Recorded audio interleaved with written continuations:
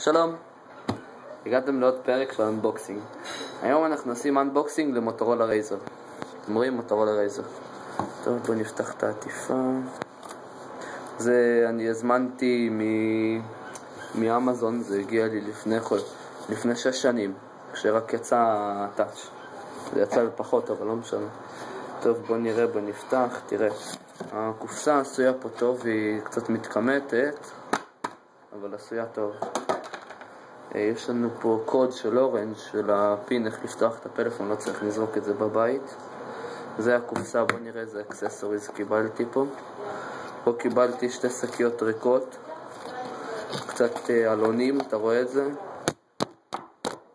זה לא טוב, לא בסדר, צריך לזרוק בפח. בוא נסגור את זה. טוב, בקופסה של המוטורולה קיבלתי זה נוקיה. טוב, זה הנוקיה האגדי, הוא חי הכל, תראו.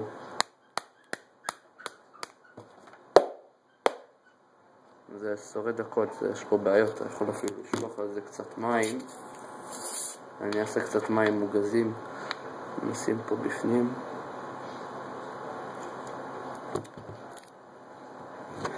אני ארים את זה, אתה רואה, אני שם פה מים טיפה. אני בא לנוקיה במסך, אני אשפוך עליו, אתם רואים? קצת מים,